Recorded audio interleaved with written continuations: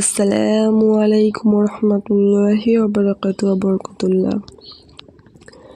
10 খতম কোরআন পড়ার স্বভাব ও অসংখ্য নিয়ামত লাভের আমল।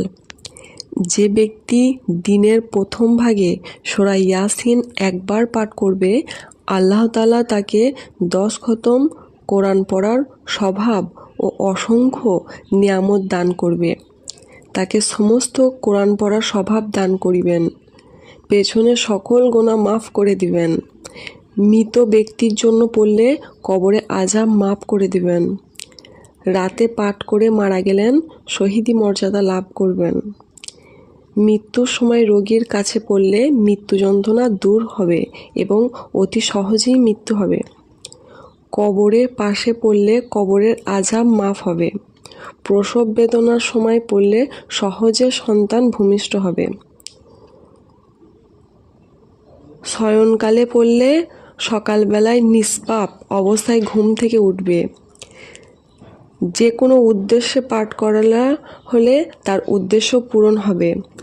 দৈনিক পাঠ করলে কিয়ামতের দিন পাঠকারীর জন্য সুপারিশ করবে।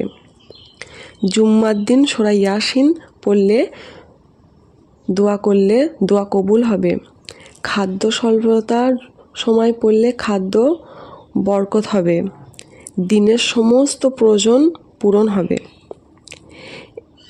একে কোরআনে পাকে দিলও বলা হয়। কোরআন পাকে দিলও বলা হয়। আসমান জমিন সৃষ্টি ও 1000 বছর পূর্বে আল্লাহ তাআলা সূরা ইয়াসিন ও তহা পাঠ করেছিলেন। ফেরেশতারা শুনে বলেছিলেন যে, ধন্য সেই জাতি যাদের ওপর তা নাজিল হবে, ধন্য সেই মুখ সে তা উচ্চারণ করবে। আল্লাহুম্মা আমিন। সুবহানাল্লাহ। দুনিয়া ও আখিরাত সকল পেরেশানি হতে মুক্তি লাভের আমল। যে ব্যক্তি সকাল সন্ধ্যায় 7 বার করে নিয়মিত দোয়াটি পাঠ করবে, আল্লাহ তাআলা তাকে দুনিয়া ও আখিরাতের সকল পেরেশানি দূর করে দিবেন।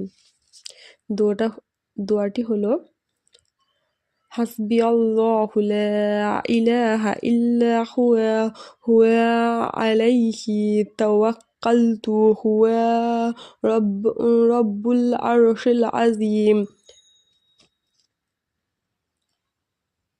হাসবিয়াল্লাহু লা ইলাহা ইল্লা হুয়া আলাইহি তাওয়াক্কালতু হুয়া রাব্বুল আরশিল আযীম।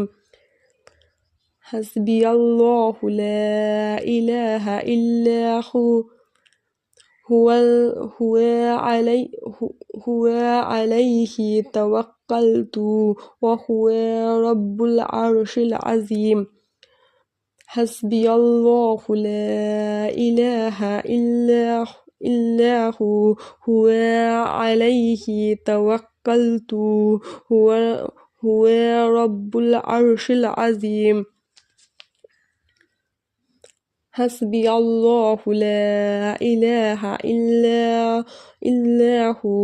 হুয়া আলাইহি তাওয়াক্কালতু ওয়া হুয়া রাব্বুল আরশিল আযীম।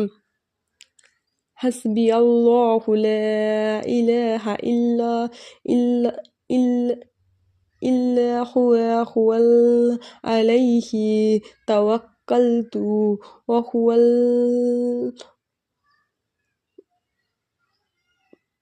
ওয়া হুয়া রাব্বুল আরশিল আযীম।